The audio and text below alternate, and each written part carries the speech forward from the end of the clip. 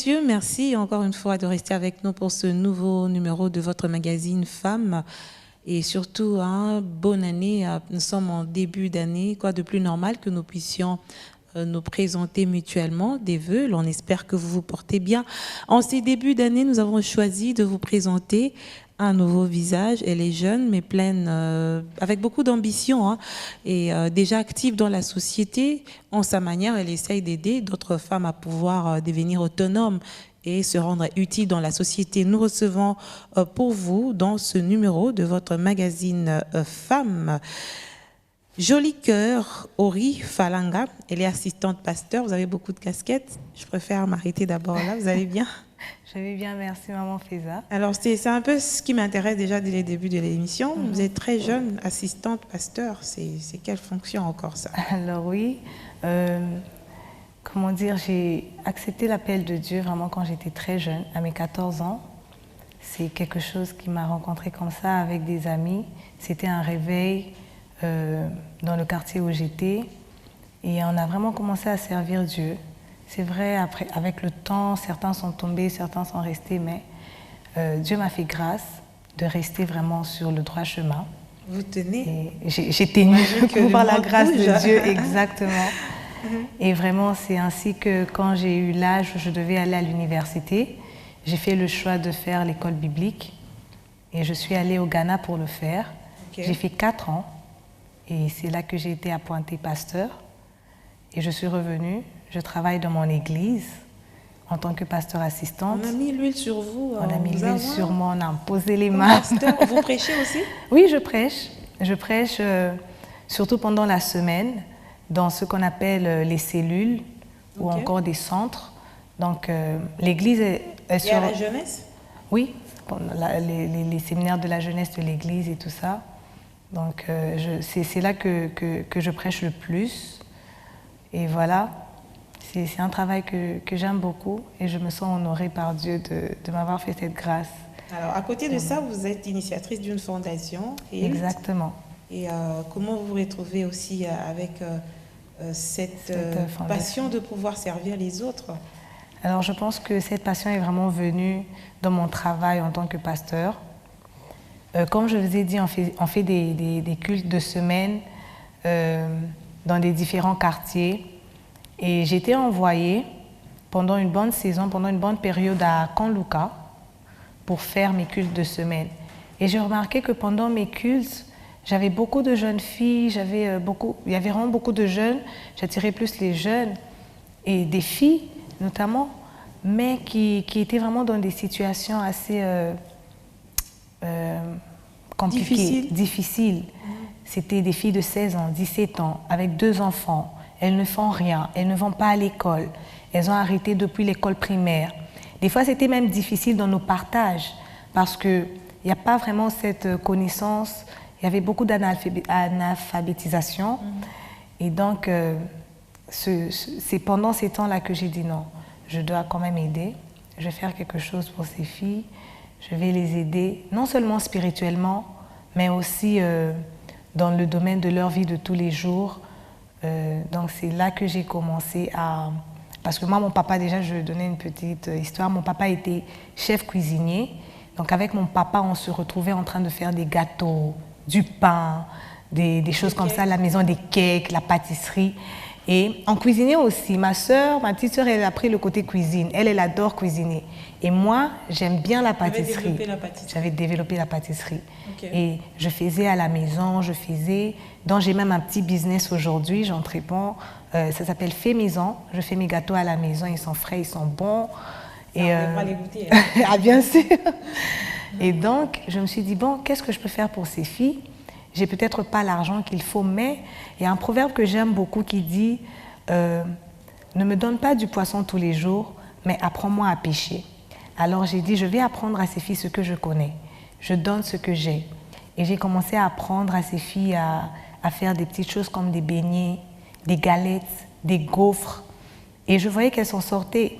Il y avait celles dont le soir, elles pouvaient prendre une petite table, mettre au coin, vendre les beignets, vendre ce qu'on apprenait. Et ça m'a fait chaud au cœur. Ah, ça marchait. Ça marchait, ça m'a fait chaud au cœur. J'ai dit, ah voilà, j'ai quand même ajouté un plus dans la vie de quelqu'un. Et c'est comme ça que j'ai voulu étendre mes limites. Et je suis, je dirais pas j'ai été contactée, mais je suis tombée sur une, comment je vais appeler ça, une maison d'accueil. Elle est à Rond-Point-Gaba.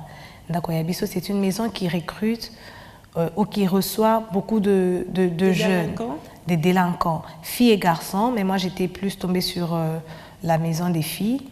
Et ce sont des filles qui ont été accusées de beaucoup de choses, de sorcellerie, de ceci, de cela. Des enfants qui ont été maltraités par la rivale, voilà, maman est morte et tout ça. Des gens qui se sont retrouvés dans la rue et tout. Et donc, elles ont vraiment perdu le goût de la vie. Elles ont été blessées par beaucoup de choses. Elles n'ont pas de repères. Elles ne savent pas quoi faire. Et je suis tombée sur cette maison. J'ai dit, ah, pourquoi pas? Je vais me donner la maison en question. Aide ces jeunes filles à se réconcilier avec leur famille.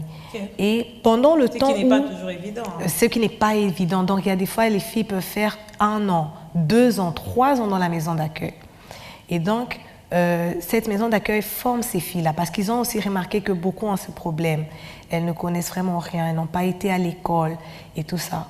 Et donc, ils forment, ils donnent des petites formations sur comment faire du savon, comment un peu de couture et tout. Et moi, j'ai dit, ah, mais pourquoi pas, je peux ramener de la pâtisserie parce que j'ai vu qu'il n'y en avait pas. Et c'est là qu'avec ces jeunes filles aussi, j'ai commencé à apprendre ces petites choses. Comment faire du pain, comment faire des galettes. On a beaucoup de challenges hein, parce qu'on n'a toujours pas, pas ce four. Eux, par exemple, ils ont un problème d'électricité et tout. Mais voilà, on a appris ce qu'on pouvait, on apprend. Les beignets, les gaufres, les galettes, ces petites choses, les cakes et tout. Et moi, ça me fait plaisir. J'ai appris dernièrement qu'il y avait une fille, Esther, qui était à la maison d'accueil, qui est rentrée, qui est partie. Et avec quelque chose de plus. Avec quelque chose de plus. Et qui maintenant, elle vend dans les écoles. À la sortie, elle vend des gaufres aux enfants, aux élèves. J'étais tellement contente. J'étais contente et... Vraiment, j'ai envie d'étendre mes limites et aider le plus de jeunes possible. C'est comme ça que vous avez décidé de mettre en place cette fondation. Et c'est comme ça que j'ai décidé de mettre en place cette fondation. Mais en tant que pasteur aussi, vous savez que la société est en fait en train de perdre certaines valeurs. Exactement. Oui. Aujourd'hui, c'est un phénomène qui prend de plus en plus de l'ampleur. Les gens sont en détresse, ils sont en conflit envers eux-mêmes d'abord. Ça, c'est vrai. Qu'est-ce que vous faites un peu sur le plan spirituel aussi? Alors, sur le plan spirituel, vraiment, quand on rencontre ces filles-là, même en apprenant la pâtisserie, après, on a des temps de partage. Okay. Et c'est là que je parle et je conscientise les jeunes filles. Et c'est là que je les parle. Vous savez, moi, je dis toujours, moi, je ne peux pas changer une personne ou ce que la personne pense. Mais je crois, la parole de Dieu dit, les paroles que je vous dis, ils sont esprit et sont vie. Je crois que les paroles que je vous communique peuvent enlever un esprit peut-être qui n'est pas bien, qui vous tourmente ou ceci, cela. Et donc, je crois en ça. Et je me dis toujours, Seigneur, moi, je suis impuissante. Mais quand je vais parler à ces filles, s'il te plaît, que ton esprit touche ces filles. Et vous voyez que c'est des enfants après qui veulent maintenant être attachés à l'église, qui veulent servir. Est-ce qu'il y a des changements En tout cas, il y a des changements. Il y a des changements. J'ai vu des changements dans les vies des gens et je me suis dit, ah, il y a Dieu quelque part. Et bien sûr, Dieu ne nous a pas seulement donné le côté spirituel. Moi, je crois aussi qu'il faut non seulement aider spirituellement, mais aider aussi dans la vie séculaire des gens. Donc, si je comprends bien, vous travaillez plus sur l'autonomisation de la jeune fille, c'est ça? Exactement. C'est vraiment un fardeau que Dieu a mis dans mon cœur. Vous travaillez à quel niveau? Vous travaillez en amont, c'est-à-dire sensibiliser, ou vous prenez des cas qui existent déjà? Pour le moment, je suis encore dans un niveau de sensibilisation. Je compte vraiment commencer à prendre des cas par cas. Ça, c'est l'objectif de la fondation. Ne pas seulement prendre... en général, mais essayer de gérer les cas par cas de chaque jeune fille qu'on va rencontrer. Donc voilà, c'est à travers la fondation Healed que je vais maintenant commencer à travailler cas par cas. Je vais vraiment essayer de mettre des départements en place pour voir les problèmes de chacun et voir comment on peut aider. Bien sûr, on va en essayant d'apprendre des choses pratiques qu'elles peuvent faire, mais on va aussi aider vraiment dans le mental, des enseignements qui vont les aider à sortir qui va changer leur mindset. Vous voyez un peu Oui, ce que oui, je veux dire, oui. c'est important. Donc c'est vraiment C'est ça. important. Quelle est votre lecture, évidemment, sur l'apport de la jeune fille dans la société ou de la femme de manière générale, lorsqu'on regarde que parfois on a une perte en termes des ressources humaines, en rapport avec ces filles, indépendamment de leur volonté dans la rue. C'est quoi l'apport exactement de cette femme dans la société, selon vous? Moi, je me dis que tout le monde est déjà très important. Même ces jeunes filles-là, elles ont une importance parce que c'est à travers elles qu'aujourd'hui, moi, j'ai retrouvé mon appel. C'est à travers elles qu'aujourd'hui, moi, j'ai retrouvé ce que je veux vraiment faire de ma vie, ce que je veux vraiment amener dans la société. Donc, ces jeunes filles ont aussi besoin que nous puissions leur tenir la main. Souvent, elles sont négligées. C'est ce que j'entends, c'est ce qu'elles me disent. Ah, vraiment, les gens, et toutes ces choses-là. Pourtant, elles ont beaucoup de choses qu'elles font, même à travers leur famille, dans leur famille, par exemple. Vous voyez ces petites filles qui vont aller se prostituer, mais après, c'est pour amener à manger à sa mère. Après, c'est pour amener à manger à son fils. Après, c'est pour essayer même de se payer. D'autres ont dit, moi, j'ai essayé de me payer mes études. Moi-même, vous voyez. Donc, vraiment, moi, j'encourage les gens à enlever ce jugement sur ces jeunes filles-là et à essayer de les voir faire pour tirer ce potentiel d'eux et faire en sorte qu'elles deviennent... je ne dirais pas qu'elles sont inutiles, je voulais dire devenir utiles à la société, c'est comme si elles sont inutiles maintenant, non, mais faire en sorte que leur potentiel puisse nous aider encore plus dans la société. Est-ce qu'il vous arrive d'avoir des cas où vous-même vous êtes désespéré, vous vous dites là c'est fini, j'ai échoué? Chaque jour. Chaque jour, je suis désespérée parce que quand je regarde, vous voyez, la vision elle est grande, l'ambition est grande, mais il y a des challenges, il y a des obstacles chaque jour, à tout niveau. Et je me dis, c'est pas la peine, hein, chacun va vivre sa vie, je vais aller gagner mon pain, je vais venir manger et vraiment... Dormir tranquillement. Dormir tranquillement. C'est un appel que Dieu a mis vraiment dans mon cœur. J'ai même pas la paix. Même quand je me dis, non, c'est fini, en tout cas, Natiki Makambo, mais voilà, j'entre dans l'appel que Dieu m'a donné et je ne suis pas prête à abandonner en tout cas. Et vous organisez en fait des activités en rapport avec cette fondation. Exactement. Aujourd'hui, il y a quelques programmes en vue en début d'année déjà, c'est quoi? Exactement. Alors, le 28 janvier, nous avons une conférence. La conférence, le thème de la conférence, c'est « Guérir pour avancer ». Donc, cette conférence va vraiment aider encore les jeunes filles. Donc, c'est les enseignements dont je vous dis qu'on partage. Vous pensez que les gens sont malades? Oui, mais malades intérieurement, au fait. Les cœurs sont blessés, les cœurs sont brisés de beaucoup de choses, beaucoup de circonstances. Quand je parle avec ces jeunes filles, vous voyez que au-dessus de tout, il y a vraiment des blessures intérieures. Et des fois, même les comportements qu'elles affichent, c'est juste des caracasses pour couvrir, pour se protéger, au fait. Pour essayer de se protéger afin que d'autres blessures ne viennent pas. Essayer de se protéger afin qu'elles ne retombent plus dans certaines choses. Mais au fait, la vérité est qu'on ne porte pas cette caracasse. Il faut vraiment guérir. Et c'est lorsqu'on guérit qu'on a maintenant les yeux ouverts et commencer à voir toi-même. Vraiment, quand tu guéris, tu deviens même en paix avec toi-même. Quand tu guéris, tes yeux sont ouverts maintenant. Tu commences à voir la beauté qui est en toi, ta beauté intérieure. Tu commences à voir comment tu peux aider. Tu commences à voir ton potentiel. Et je pense que cette conférence est très, très, très importante. Mais c'est quoi la première procédure s'il faut guérir? On commence par où? Si vous voulez guérir, d'abord, vous devez être conscient que vous êtes en train de souffrir. Ah, c'est d'abord ça. C'est ça. Vous devez être conscient qu'il y a quelque chose qui ne va pas. Parce que beaucoup de gens marchent sans savoir qu'il y a quelque chose qui ne va pas. Ce sont juste dire que je suis devenue comme ça. C'est bon, je suis là.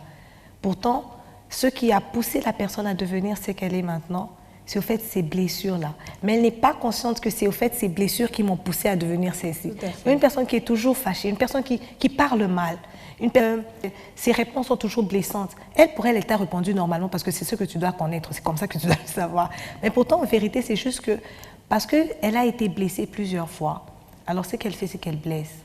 Mais elle ne sait pas que c'est à cause de ça. Et la première des choses, la première étape, c'est d'abord savoir. Et on conscientise. Et voilà, quand on parle avec ces jeunes filles, on rentre toujours dans la base. Comment était ton enfance? Et quand on commence avec cette question, vous allez voir les choses qui vont se réveiller. Et moi-même, je me retrouve. Parce que moi, Mes parents se sont séparés quand j'avais 5 ans. J'avais 5 ans, mes parents se sont séparés. Vous avez aussi subi l'impact du divorce? J'ai subi l'impact du divorce et je ne savais pas. Je ne savais pas. Mes relations avec les hommes étaient compliquées. Mais je ne détestais pas mon père. Je l'aimais beaucoup, de tout mon cœur. Mais mes relations avec les hommes étaient compliquées. Mes relations avec le sexe masculin étaient vraiment très compliquées. C'était dans votre subconscient peut-être? C'était dans le subconscient. Et c'est quand moi-même, j'ai fait ces exercices-là de guérison à travers des conventions, à travers des formations, à travers des mentorships. C'est là que j'ai commencé à voir ces choses. J'ai dit, ah bon, ok, je ne savais pas.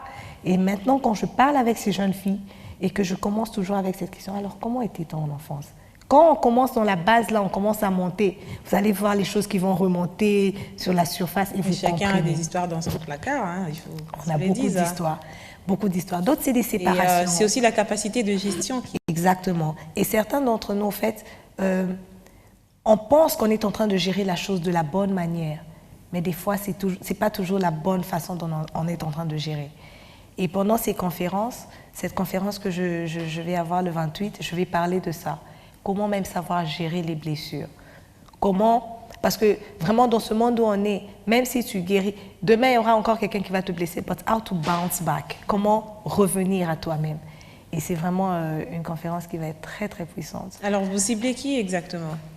Alors, bon, quand je parle aux gens, souvent ils me disent « Ah mais toi tu es sexiste, tu es féministe. » Pas du tout. Je pense que mon appel a été tourné vers elle en premier. Et je cible pour cette conférence les jeunes filles. Ah, je pensais qu'on allait s'arrêter à les jeunes.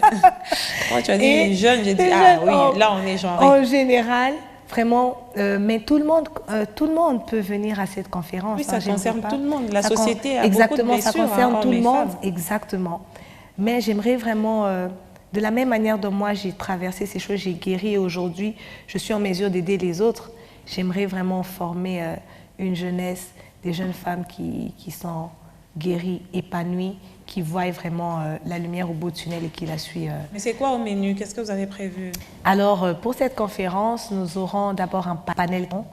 Il y aura le pasteur Sifa Ilembu, il y aura la sœur Eunice Dallo, il y aura aussi Sarah Boupima et moi-même, bien sûr, qui seront au panel. Et nous avons prévu de parler de la guérison interne. Nous avons prévu de parler du développement personnel. Nous avons prévu de parler de comment découvrir son but, comment découvrir son talent, découvrir le ciel. Nous allons aussi parler de comment se réadapter à la vie. Donc, alors, ça sera gratuit? La conférence est gratuite. Okay. La conférence est gratuite. On a fait de nos efforts parce que souvent, je n'aime pas que l'argent soit une limite pour la vie de quelqu'un. On aurait peut-être besoin... on a besoin d'argent à tout moment. Vraiment, c'est vrai. Mais Dieu a fait grâce. On a essayé de voilà, nous-mêmes se forcer de demander ici et là, nos familles. On a des familles en or, des amis en or qui nous ont soutenus. Et j'ai pu voilà, faire cette conférence. Et c'est gratuit. Je préfère que ce soit gratuit. Oui, évidemment, avec la cible que vous avez, il ne faudrait pas que ça soit des frais de plus pour exactement, eux. Exactement. Mais qu'est-ce que vous avez encore en perspective en tant que fondation pour cette année aussi? Alors pour cette année, j'aimerais que d'abord, comme la fondation elle est en train de naître, j'aimerais établir cette fondation déjà vraiment au niveau, comment je peux dire, elle est bien structurée déjà, la fondation elle a toutes ses branches, mais maintenant j'aimerais vraiment que nous puissions l'établir, que ça commence, to start running, que ça commence à marcher. Comme ça on peut commencer les inscriptions.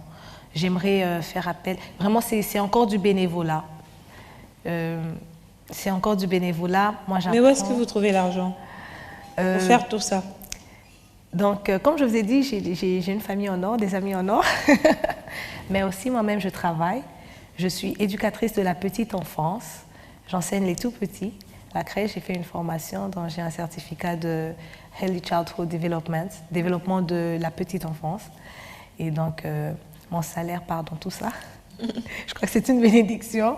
Bon, vous êtes pasteur, c'est une sémence. C'est vous qui nous moi, dites j'ai pas encore de charge, je ne suis pas encore mariée, je n'ai pas encore d'enfants. Après, si les charges viennent, on ne sait pas. Ah, vous aurez peut-être un peu plus des moyens aussi. Exactement, ça c'est vraiment, c'est sûr. Mais voilà, nous faisons nous cherchons des sponsors. Donc on va chez des sponsors et on pose les problèmes. Et il y a quand même des personnes de bon cœur, hein. Il y a quand même des personnes qui veulent aider.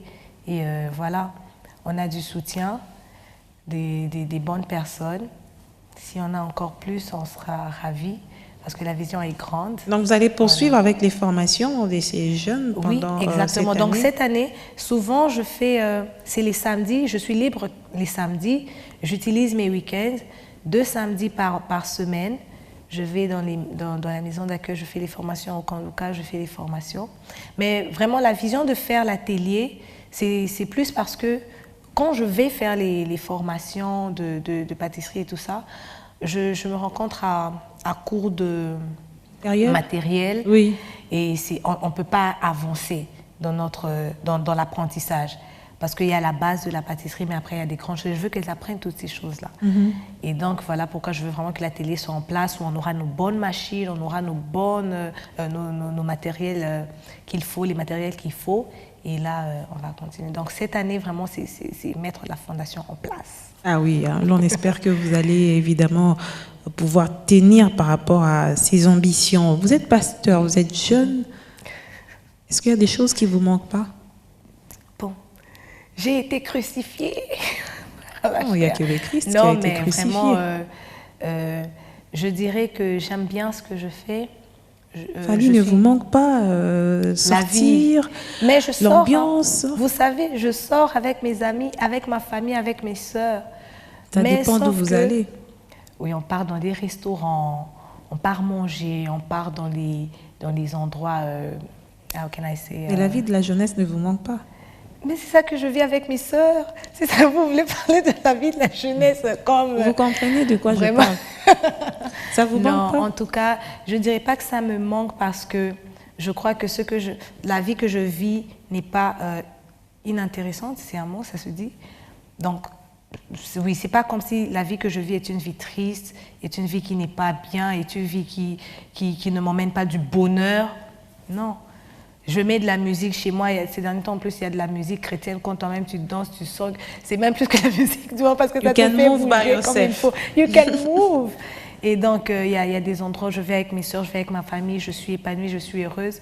Donc je ne dirais pas que, en tant que jeune, c'est vrai qu'il y a beaucoup de challenges, beaucoup de gens, they look down on you, ils ne te prennent pas au sérieux. Oui, quand tu parles, ils regardent, mais c'est là qu'est-ce qu'elle va encore dire.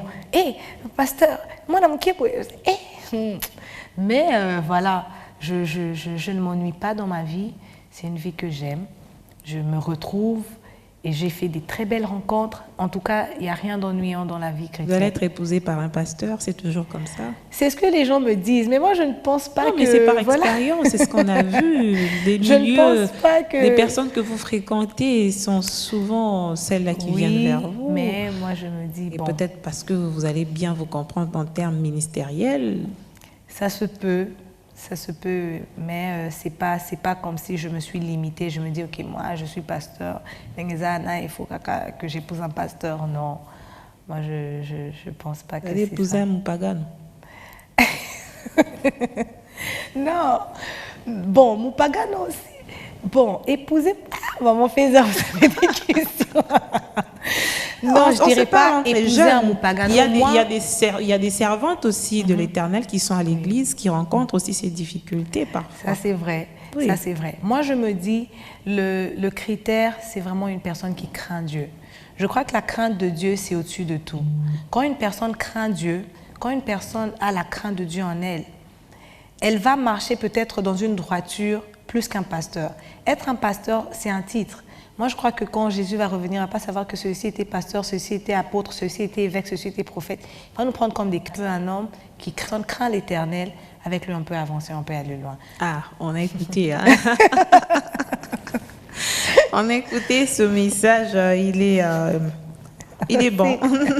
Il est intéressant, surtout pour les jeunes filles qui nous suivent parfois, qui se mettent des barrières et des limites La vision pas sur le se mariage, sur l'homme qui doit, et surtout en tant que chrétien, il y a beaucoup de sujets tabous. C'est Bien ça. que de plus en plus, on voit des pasteurs qui deviennent des coachs de vie et qui Ah oui, essayent c'est vrai, d'aborder exactement. tous les Tous les sujets oui, maintenant. éclairer C'est la très lanterne important, des chrétiens. oui. Ça, c'est une Exactement. évolution que nous saluons, Ça, oui, évidemment. je suis vraiment d'accord avec Joli ce cœur, mouvement. c'est Oui. qui vous a donné ce nom?